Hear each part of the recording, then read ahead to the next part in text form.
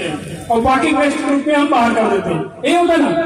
अब हम क्या करते हैं, मिट्टी में हम जो DAP यूरिया या कोई खाद डालते हैं, तो क्या यूरिया सीधे मिट्टी ले लेती है? हमारा प्लांट कहता है हमारा पौधा तो तत्व चाहिए ना, उसको तो नाइट्रोजन चाहिए। नाइट्रोजन अभी नाइट्रेट के रूप में या नाइट्राइट के रूप में, अमोनिया के रूप में जैसे लेते हैं साइंस की बात कभी। तो हमें क्या करना है, जब हम यूरिया डालते हैं खेत में तो बहुत सारे जीवाणु या DAP डालते हैं तो बहुत सारे जीवाणु उसको तोड़ते हैं और तोड़ करके उसको तत्व के रूप में उपयोग करते हैं, तो हमारे पौधे अनाज संगोष्ठी का आयोजन में किसान बंधुओं का हार्दिक स्वागत है। आज कृषि विभाग देवरिया जीवाणुओं की संख्या कम हो जाएगी तो हम कुछ भी खेत में डाले कुमार मुख्य नहीं कर पाएंगे। जैसे अगर आपके हाथ की बीमारी हो जाए, कोलाइटिस हो जाए और आपको बढ़िया बढ़िया टॉनिक पिलाया जाए, काम करेगा? नहीं करेगा, क्योंकि हमारे हाथ से जो अवशोषण होना है वो हो नहीं पा रहा।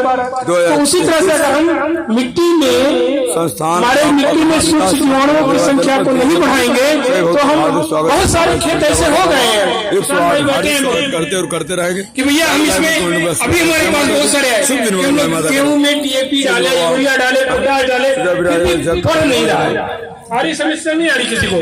नवरात्र में ये जो बढ़वार आनी चाहिए वो नहीं आ रही। क्यों नहीं आ रही? क्योंकि जो हम खाद डाल रहे हैं वो मिट्टी में जा करके उसी तरह से पड़ी हुई है। उसको पौधों को ग्रहण करने के लिए जो उसको तोड़ करके तत्व में बनाने वाले जीवाणु हैं वो हम मिट्टी से निवारण है। ठीक है, जो केचुआ हुआ करते थे, जो मिट्टी को चालते थे, वो निदारण है।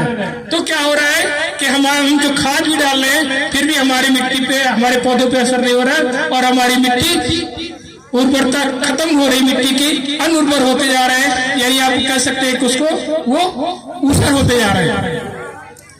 अब हमें मिट्टी की जो संरचना में ऑर्गेनिक कार्बन को बढ़ाना है, तो ऑर्गेनिक कार्बन को बढ़ाने के लिए हमें जो भी है, एक सोचिए संबंधित गोबर की खाद दे रहे महाराज जी, ठीक है, गोबर की खाद और गौमूत्र इसका उपयोग करके है, क्योंकि संत महात्मा कंबल और को दान दक्षिणा दे तो क्या आवश्यकता होती है, वो सारे पोषक तत्व जो मिट्टी से पौधे लेते हैं, जिनकी संख्या 16 से लेकर 18 तक बताई जाती है, वो पौधे जो ग्रहण करेंगे सारे पोषक तत्व वो प्रकृति ने आपको दिया है कि हम जो अच्छा खा लेते हैं और जो खराब चीज होती है, जैसे हम धान गेहूं धान खा लेते हैं और पुआल को क्या किसके गाय भैंस को खिलाते हैं, तो गाय भैंस का जो वेस्ट होता है उनका गोबर, उसमें प्रकृति ने वो सारे पोषक तत्वों को बना करके भेजती है कि आप उसका उपयोग करिए और अपने खेत में डालिए, तो आपके खेत में सूक्ष्म जीवाणुओं की संख्या बढ़ी है। ये कहा जाता है कि 1 ग्राम अगर ताजा गोबर है तो उसमें करीब 3.5 करोड़ बैक्टीरिया जीवाणु, सूक्ष्म जीवाणु जो है वो काम करते हैं, जो मिट्टी को इस कदर बनाते हैं कि मिट्टी के अंदर जो भी आप पोषक तत्व डालते हैं उसको पूरा का पूरा पौधे उपयोग करने लगते हैं। तो अब आपको आवश्यकता है ये गोबर की खाद, जो आपकी देसी गाय की गोबर खाद होनी चाहिए, जो प्राकृतिक खेती की बात कर रहे हैं, गोबर की खाद देसी होनी चाहिए और उनका गोमूत्र होना चाहिए। उसके बाद इससे हम कई मिल करके कई फॉर्मुलेशन बनाते हैं, जिसमें मोबाइल मिल गया, घर पहुंचा दे। एक होता है बीजामृत, जीवामृत, घन जीवामृत, ये गाय के गोबर और गोमूत्र, गुड़, बेसन और उस पुराने बाकी की से थोड़ी मिट्टी का मिला करके और हम इसको बनाते हैं। अब ये जो है खेती, इसका एक बड़ा लंबा चौड़ा इसका हो जाएगा। आप में से जिन लोगों के पास गाय है, देसी गाय अगर आपके पास एक है तो आप हमसे संपर्क करिए, मैं अभी आपका नंबर दे दूंगा।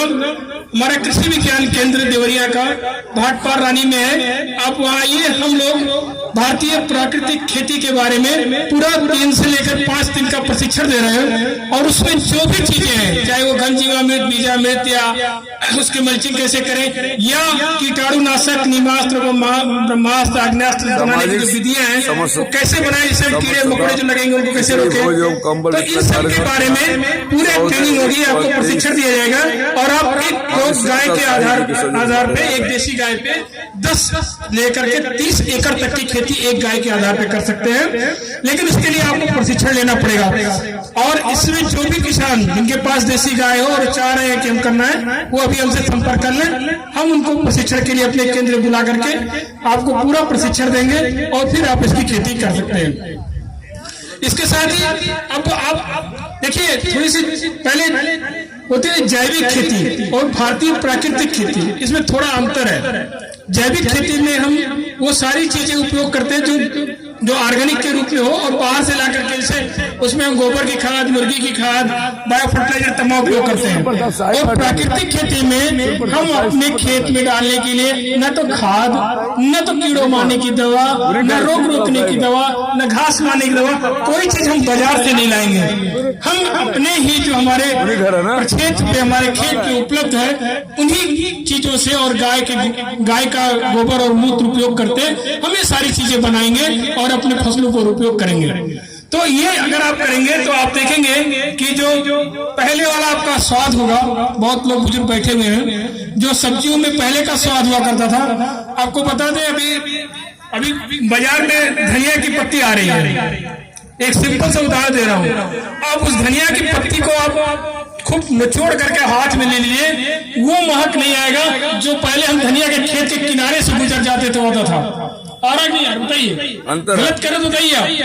क्यों? क्योंकि हम उसमें वो पौष्टिक चीज है ही नहीं है जो चाहिए, केवल हरापन और पत्तियां ज्यादा हो जा रही है, उसके अंदर जो पौष्टिकता होनी चाहिए वो नहीं है। इसके उसकी जो खुशबू है वो बरकरार नहीं हो रही है, चाहे हम सब्जियों के लिए ले, चाहे फलों के लिए ले, चाहे हम अपने अनाजों के लिए लें। तो अगर आप देखेंगे कि अगर आप भारतीय प्राकृतिक खेती ढंग से खेती करेंगे तो आपको वो पुराना वाला स्वाद भी लौट के आएगा। वो स्वाद लौट के आएगा जो आप चावल सिर्फ नमक कैसे खा लिया करते थे, होता था ना पहले, याद होगा। अब तो नहीं है, खैर वो समय है, लेकिन पहले लोग खाली चावल की मिठास हल्का सा नमक डाल के खा लिया करते थे।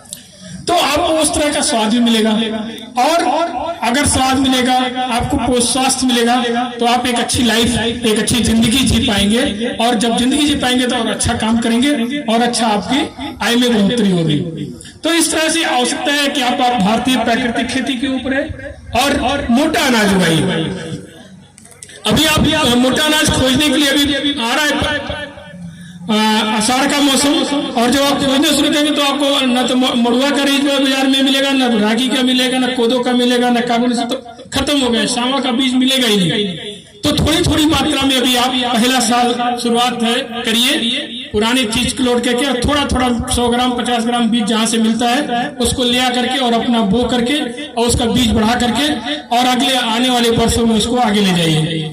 तो आज हम इतने ही सिर्फ आपसे कहने के लिए यहाँ पे इस मकर संक्रांति के अवसर पे थे कि अपनी खेती में हमें 2 बदलाव, एक तो पौष्टिक अनाजों का समावेश और दूसरा पौष्टिक अनाजों की खेती भारतीय प्राकृतिक कृषि के ढंग से करने के लिए आवश्यकता है। इसको अपनाइए। धन्यवाद।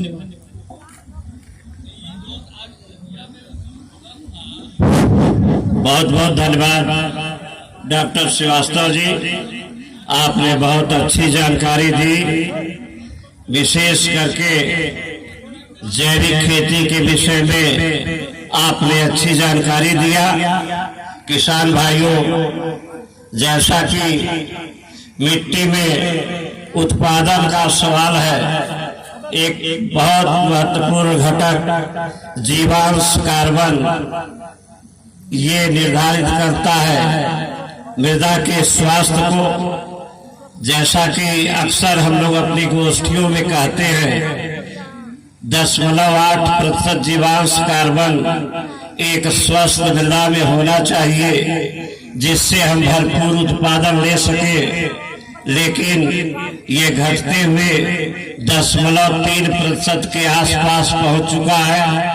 डॉक्टर श्रीवास्तव जी ने इसी के संबंध में काफी कुछ आपको बताया कि जीवांश कार्बन आपको बढ़ाने की आवश्यकता है। जैसा कि हमारे पूर्वज पहले हरी खाद का प्रयोग करते थे, हम लोगों ने उसके तरफ से अपना मुख मोड़ लिया।